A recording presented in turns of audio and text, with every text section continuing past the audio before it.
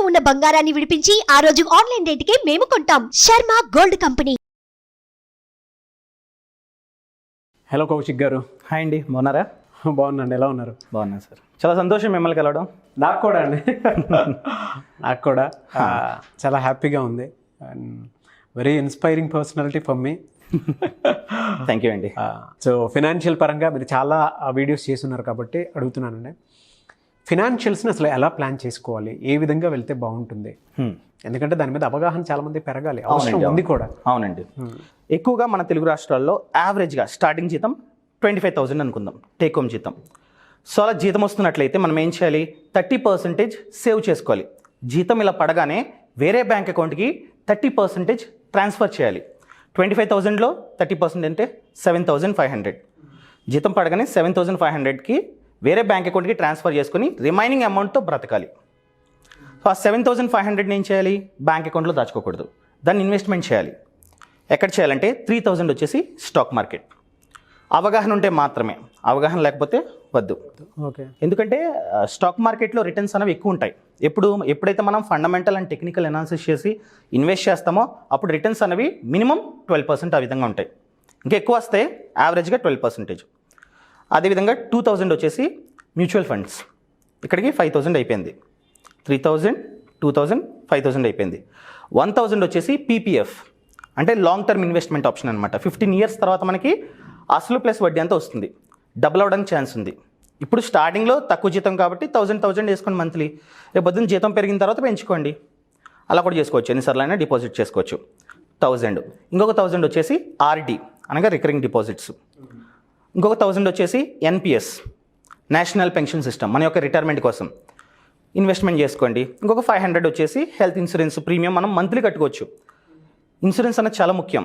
చాలామంది ఇన్సూరెన్స్ అంటే ఇన్వెస్ట్మెంట్ అనుకుంటారు. ఇన్సూరెన్స్ అనేది ఇన్వెస్ట్మెంట్ కాదు, చేయకండి. మనం హెల్త్ ఇన్సూరెన్స్ మ్యాండేటరీ. ఎందుకంటే రేపు పొద్దున ఏమన్నా యాక్సిడెంట్ అయ్యి ఏదన్నా జరిగితే మన సేవింగ్స్ నుంచి మనం ఖర్చు పెట్టకూడదు. ఇంత బ్రతికి హాస్పిటల్ బిల్ కట్టడానికా? కాదు కదా సేవింగ్స్. సో అందుకే రేపు పొద్దున ఏదైనా జరిగినట్లయితే హెల్త్ ఇన్సూరెన్స్ కంపెనీ వాళ్ళే భరిస్తారు. 500 వచ్చేసి మాత్రమే మనం మంత్లీ కట్టుకోవచ్చు. ఇయర్లీ కాదు, మంత్లీ. ఆ విధంగా ప్లాన్ చేసుకుంటే బాగుంటుందండి. సో మన అమౌంట్ అనేది గ్రో అవుతూ ఉంటుంది. ఇన్ఫ్లేషన్ 6% to 7% కదా, దాన్ని బీట్ చేస్తాం. సో ఎప్పుడైనా సరే డైవర్సిఫికేషన్ చేసుకోవాలి. ఈ 7,500 తీసుకెళ్ళి ఒకే చోట పెట్టుబడి పెట్టకూడదు. లైక్ ఫర్ ఎగ్జాంపుల్ చాలామంది ఏం చేస్తారంటే స్టాక్ మార్కెట్లో పెడతారు. రేపు పొద్దున అవసరం వస్తుంది, అప్పుడు స్టాక్ మార్కెట్ డౌన్ అయితే లాస్. సో ఈ విధంగా డైవర్సిఫై చేసుకొని ప్లాన్ చేసుకోవాలి. అలా చేసుకుంటే ఫ్యూచర్ బాగుంటుంది. సో ఇప్పుడు నేను చెప్పిన ప్లాన్లో ఎప్పుడైనా డబ్బు కావాలంటే ఆర్డీ వద్ద తీసుకోవచ్చు, ఆర్డీ ద్వారా. మ్యూచువల్ ఫండ్స్ కూడా తీసుకోవచ్చు, కాకపోతే లాంగ్ టర్మ్ తర్వాత తీసుకుంటే రిటర్న్స్ వస్తాయి. అదేవిధంగా ఏదైనా హెల్త్ పరంగా ప్రాబ్లం అయితే హెల్త్ ఇన్సూరెన్స్ పాలసీ ఉంటుంది. సో ఫినాన్షియల్గా బాగుంటాం. ఇది ఫస్ట్ ప్రైమరీ. ఇలా చేసుకుంటే బాగుంటుంది. Very good sir.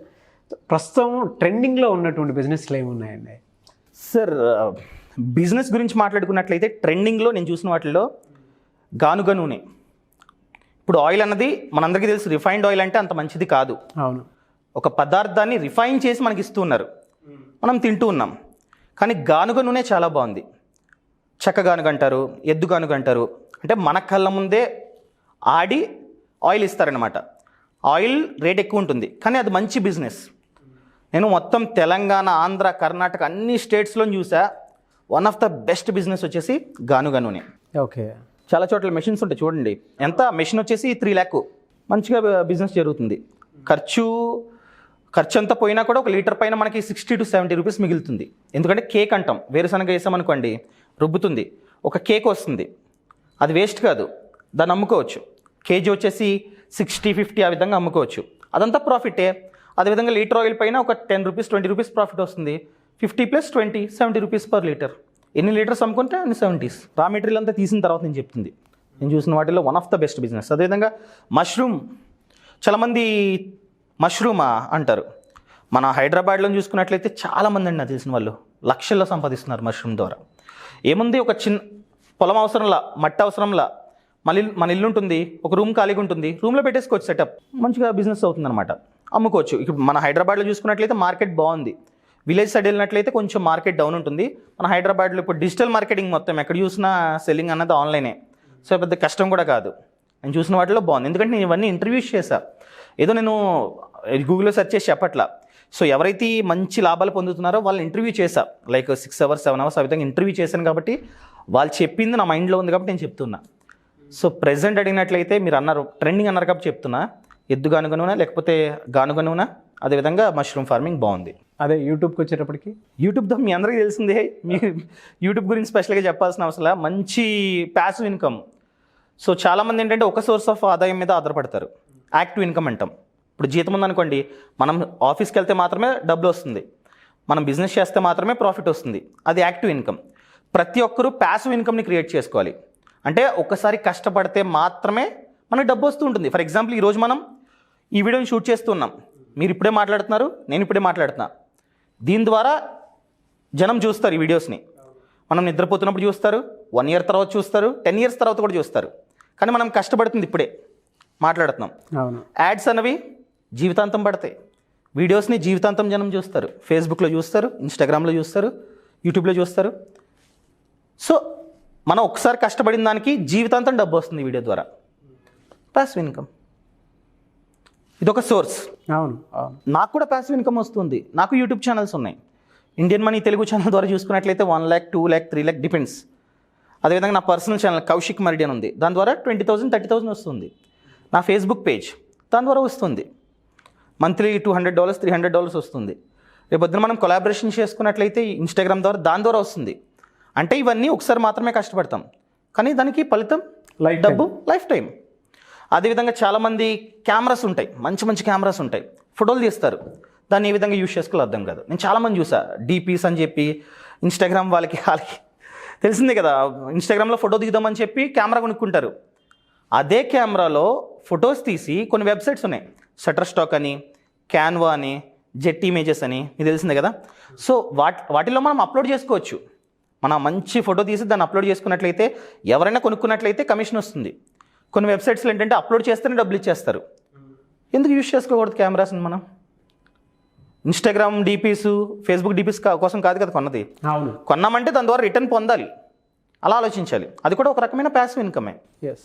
అదేవిధంగా చాలామందికి స్థలం ఉంటుంది, నేను ప్లాట్ కొన్నా, స్థలం కొన్నా, నేను రిచ్ అంటారు, దాన్ని యూజ్ చేసుకోరు, అలా ఖాళీగా పడి ఉంటుంది. అవును, లాంగ్ టర్మ్లో మనకి రియల్ ఎస్టేట్ ద్వారా డబ్బులు వస్తాయి, ఎప్రిషియేషన్ అవుతుంది. బట్ ఎందుకు ఖాళీగా వదలాలి? రోడ్డు పక్కన ఉన్నట్లయితే లీజ్కి ఇవ్వండి, రెంట్కి ఇచ్చుకోండి, మంత్లీ తెచ్చిస్తారు. ప్యాసివ్ ఇన్కమ్, కష్టపడట్లా వస్తుంది డబ్బు. అదేవిధంగా ఇంతకు ముందు చెప్పా, చాలామంది బ్యాంక్ అకౌంట్లో డబ్బులు దాచుకుంటారని చెప్పి. బ్యాంక్ అకౌంట్లో ఉంచినట్లయితే మనకి 3% 4% వడ్డీ ఇయర్లీ, నథింగ్. అదే డబ్బుని స్టాక్ మార్కెట్లో కొన్ని షేర్స్ ఉంటాయి, ఆ కంపెనీస్ ఏంటంటే మనకు అస్తమాటు డివిడెండ్ ఇస్తూ ఉంటాయి. ఓకే, అక్కడ ఇన్వెస్ట్ చేస్తామనుకోండి, డివిడెంట్ వస్తూ ఉంటుంది. అంటే డివిడెంట్ అంటే ఆ కంపెనీకి లాభం వచ్చినట్లయితే లాభంలో కాస్త పాటిని షేర్ హోల్డర్స్ ఇస్తారనమాట. అంటే ఎవరైతే షేర్స్ కొంటారో వాళ్ళ షేర్ హోల్డర్స్ వాళ్ళకి ఇస్తారు. మనం వద్దన్న కూడా అకౌంట్లో వచ్చి డబ్బులు పడతాయి. ప్యాసివ్ ఇన్కమ్, మన ఇన్వెస్ట్మెంట్ అలాగే ఉంటుంది, మన షేర్స్ అలాగే ఉంటాయి, దాని ద్వారా డివిడెంట్ మనకు వస్తూ ఉంటుంది. అది కూడా ప్యాసివ్ ఇన్కమే. ఇల్లు ఖాళీగా ఉంటుంది, పైన ఖాళీగా వదిలేస్తాం, రెంట్కి ఇచ్చుకున్నట్లయితే ప్యాసివ్ ఇన్కమ్. ఇలా ఒక సోర్స్ మీద కాకుండా 3-4 సోర్సెస్ని క్రియేట్ చేసుకోవాలి. అలా క్రియేట్ చేసుకున్నట్లయితే యాక్టివ్ ఇన్కమ్ ఉంటుంది, జాబ్ ద్వారా వచ్చేది, ఎక్స్ట్రా ఇన్కమ్ కూడా వస్తూ ఉంటుంది. సో నేను చేస్తుంది చెప్తున్నా ప్రతిదీ. ఎలా అంటే ఓన్లీ మహిళల వరకు అయితే ఎటువంటి సోర్సెస్ వెతుక్కుంటే బెటర్గా ఉంటుంది? గుడ్ క్వశ్చన్ అండి. చాలామంది ఏంటంటే ఇంట్లోనే ఉంటారు మహిళలు, ఏదో ఒకటి చేద్దాం, సంపాదించుదాం, హస్బెండ్ మీద డిపెండ్ అవ్వకుండా అనుకుంటారు. అలాంటి వాళ్ళకి చాలా బిజినెస్ ఐడియాస్ ఉన్నాయి. ఫర్ ఎగ్జాంపుల్ పాపడ్, అప్పడాలకు పెద్ద కష్టపడాల్సిన అవసరంలా, మన వంటింట్లో ఏమైతే ఉంటాయో వాటితో చేసుకోవచ్చు, చేతితో చేసుకోవచ్చు ఇలా రుబ్బి. ఇంకా నాకు పెద్ద లార్జ్ స్కేల్లో కావాలనుకున్నట్లయితే మిషనరీకి వచ్చేసి 3 lakh ఎంతో ఇన్వెస్ట్మెంట్ అవుతుంది. విజయవాడలో ఒక లేడీ అనమాట, మా యాప్లో కోర్స్ చేశారు, ఇంటర్వ్యూ చేశారు. ఆమె ఇంట్లోనే కూర్చొని 60,000 సంపాదిస్తున్నారు. ఇంట్లోనే కూర్చొని 60,000. వాళ్ళ హస్బెండ్కి కూడా అంత ఆదాయం లేదు మంత్లీ. అదేవిధంగా మన హైదరాబాద్లోనే శైలజ గారు అని చెప్పి హోమ్ మేడ్ చాక్లెట్ బిజినెస్, ఇంట్లోనే కూర్చొని చాక్లెట్స్. ఏముంది, కాంపౌండ్ అని చెప్పి ఒకటి ఉంటుందన్నమాట, మనం సూపర్ మార్కెట్కి వెళ్తే ఇలా దొరుకుతుంది కాంపౌండ్ అని చెప్పి, 100 రూపీస్ అంతే. దాన్ని తీసుకొచ్చి ఒక బౌల్లో వేసి హీట్ చేసి మైక్రోవేవ్లో ఇలా కలిపి కొన్ని మోల్డ్స్ అని ఉంటాయి, అంటే ఏ షేప్ కావాలో చాక్లెట్ ఆ షేపు, అది పెట్టుకొని ఆ లిక్విడ్ అంతా పోస్తారనుకోండి, కొంతసేపు ఉంచితే చాక్లెట్ ప్రిపేర్ అయిపోయింది. పేపర్స్ కట్టి అమ్మేసుకోవడమే. ఇప్పుడు మనకి బయట చాక్లెట్స్ 2 రూపీస్ 3 రూపీస్కి వచ్చేస్తాయి, అది 5 rupees 10 rupees home made chocolate. Taste బాగుంటుంది, మనకు అయ్యే ఖర్చు 4 రూపీస్ కూడా ఉండదు. ఒక చాక్లెట్ పైన మనకి 6 రూపీస్ ఆ విధంగా ప్రాఫిట్. మంచి బిజినెస్ ఐడియా. దీనికి రాకెట్ సైన్స్ అనేది అవసరంలా, ఇంట్లో కూర్చొని చేసుకోవచ్చు. ఏంటంటే అండి, నేను ఫైనల్గా చెప్పేది ఏంటంటే అవకాశాలు ఉన్నాయి, మనం వెళ్ళట్లా. అంతే. ఈ ప్రపంచం ఉన్నదే మనకి నేర్పించడానికి. ఇప్పుడు మీరు సుమన్ టీవీలో జాయిన్ అయినప్పుడు యాంకరింగ్గా నా వల్ల కాదనుకున్నట్లయితే ఇక్కడ ఉండేవారు కాదు. నేను మా కంపెనీలో జాయిన్ అయినప్పుడు యాంకరింగ్గా నా వల్ల కాదంటే ఇక్కడ ఉండేవాడిని కాదు. సింపుల్. రైటర్గా ఉండేవారు, నేను డిజిటల్ మార్కెటర్గా ఉండేవాడిని, కానీ మంచి పొజిషన్లో ఉండేవాళ్ళం. ఇలా కెమెరా ముందు మీరు నేను ఉండేవాళ్ళం కాదు. అవునండి. సో ప్రతి ఒక్కటి కష్టమే. ఎక్కడైతే కష్టం ఉందో అక్కడే విజయం ఉంటుంది. ప్రతి ఒక్కరికి లైఫ్లో ఒక ఛాన్స్ వస్తుందన్నమాట. అంటే ఒక స్టేజ్ వచ్చిన తర్వాత 2 దారులు కనపడతాయి మనకి. ఇప్పుడు MS ధోని సినిమాలో ధోని రైల్వే స్టేషన్లో కూర్చున్నప్పుడు అతనికి ఒక డ్రీమ్ కనపడుతూ ఉంటుంది. ధోని ధోని అని చెప్పి అరుపులు. అతను పరిగెత్తి ట్రైన్ ఎక్కుతాడు. నాకు ఈ రైల్వే టికెట్ జాబ్ వద్దు, అంటే రైల్వే జాబ్ వద్దు, నాకు మ్యాచ్ అని చెప్పి డ్రీమ్ని ఫాలో అవుతాడు. ఆ రోజు ధోని పరిగెత్తాడు కాబట్టే, వెళ్ళాడు కాబట్టే అక్కడ ఉన్నారు. ఆయన మంచిగా సంపాదిస్తున్నాడు. ఆయన టీసీగా ఉన్నట్లయితే ఒక 2 lakhs 3 lakhs ఇప్పుడు ఈ టైంకి వచ్చేవి. కానీ ఇప్పుడు ఎన్ని కోట్లు ఆస్తి మనకి? ఇప్పుడు 2-3 lakhs జీతం వచ్చినా కూడా అన్ని కోట్లు ఆస్తి ఉండదు. అవును. అంటే ఇప్పుడు రోల్ మోడల్ కూడా రోల్ మోడల్. సో ప్రతి ఒక్కరికి ఒక డ్రీమ్ ఉంటుంది, ప్రతి ఒక్కరికి ఒక చేసే కెపాసిటీ ఉంటుంది. దాన్ని మనం ఫైండ్ అవుట్ చేసుకోవాలి అంతే. ప్రతి ఒక్కటి పాసిబుల్లే. ఒక విలేజ్లో ఎక్కడో మారుమూరు విలేజ్, ఎవరు అనుకోలే, అసలు నేనే అనుకోలే యాంకర్ అవుతానని. అసలు సుమన్ టీవీకి వస్తానని ఎప్పుడని అనుకున్నా, అబ్బే వచ్చా. So everything is possible. మనలో ఒక టాలెంట్ ఉంటుంది, ఆ టాలెంట్ని వెతుక్కోవాలి అంతే. అండ్ ఇంకొకటి ఏంటంటే చాలామంది పేరెంట్స్ తప్పు చేస్తున్నారనమాట. పిల్లల్లో ఒక టాలెంట్ ఉంటుంది, తను అబ్జర్వ్ చేయరు వాళ్ళు. ఏదో వాళ్ళకి ఇష్టం వచ్చినట్టు మా బాబు డాక్టర్ అవ్వాలి, మా బాబు ఇంజనీర్ అవ్వాలని చెప్పి వాళ్ళకి నచ్చింది చేపిస్తారు. అది చాలా అంటే చాలా పెద్ద తప్పు. ఓకే. మా ఇంట్లో నన్ను సరే నువ్వు మా ఊర్లో వీడియోస్ లేకపోతే ఫేస్బుక్ పేజీలు అవన్నీ చేస్తుంటే ఎంకరేజ్ చేశారు నన్ను. అంటే ఎవరూ చేయలేంది ఆ టైంలో నేను ఇంటర్మీడియట్లో ఉన్నప్పుడు సమస్యల మీద ఫోటోలు తీసి ఫేస్బుక్ పేజీలో పెట్టడం ఎంకరేజ్ చేశారు. ఆ రోజు మా పేరెంట్స్ నన్ను ఎంకరేజ్ చేయడం వల్లే నాకు సోషల్ మీడియా అంటే అర్థమైంది. ఆ తర్వాత సోషల్ మీడియా జాబ్ని వెతుక్కున్నా. యూట్యూబ్ అనేది part of social media. So యూట్యూబ్లో యాంకర్ అలా అయ్యా. సో పేరెంట్స్ కూడా చాలా మంచి పాత్ర పోషించాలి. మీ అబ్బాయిని అబ్జర్వ్ చేయండి, ఏం చేస్తున్నాడు తను. ఫర్ ఎగ్జాంపుల్ ఒక రిమోట్ కార్ ఉందనుకోండి, పీకేస్ మళ్ళీ పెట్టేస్తున్నాడు అనుకోండి, అబ్జర్వ్ చేయండి. టాలెంట్ ఉంది, ఏదో ఇంజనీరింగ్ టాలెంట్ ఉంది, అబ్జర్వ్ చేయండి. క్రికెట్ బాగా ఆడుతున్నాడు అనుకోండి, మంచిగా 6లు 4లు కొడుతున్నాడు అనుకోండి, అందరిలా కాకుండా టాలెంట్ ఉంది క్రికెట్, ఎంకరేజ్ చేయండి.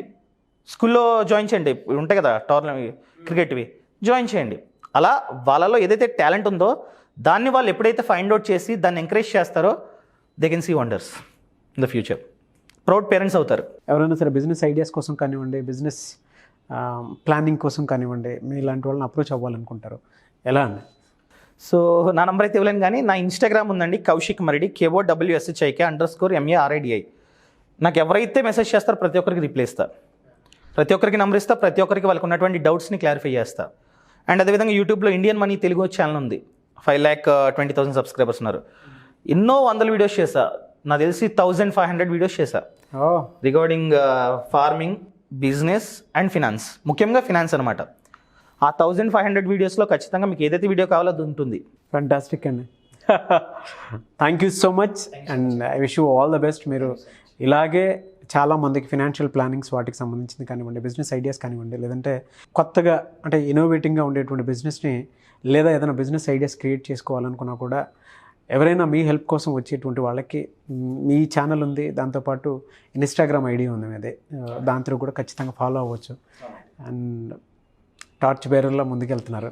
చాలామంది స్టూడెంట్స్కి ఇప్పుడున్న దాంట్లో అంటే ఎవరికైనా సరే కాలేజ్ అయిపోయిన తర్వాత ఎలా వెళ్ళాలి అని అంటే కొంతమంది బిజినెస్ చూస్ చేసుకుంటారు, కొంతమంది జాబ్ చూస్ చేసుకుంటారు. బట్ మీ వీడియోస్ చూసిన తర్వాత ఆబ్వియస్లీ ఏదైనా ఐడియా నచ్చితే పార్ట్ టైం ఇన్కమ్ కోసం అయినా సరే సో ఆ వీడియోస్ చాలా బాగా ఉపయోగపడుతుంది. అవునండి, చాలా ఉన్నాయి బిజినెస్ గురించి, ప్రతి ఒక్క బిజినెస్ గురించి ఆల్మోస్ట్ అన్ని వీడియోస్ చేశా. ఈవెన్ డైరీ ఫార్మ్ గురించి కూడా చేసా చెప్పాలంటే.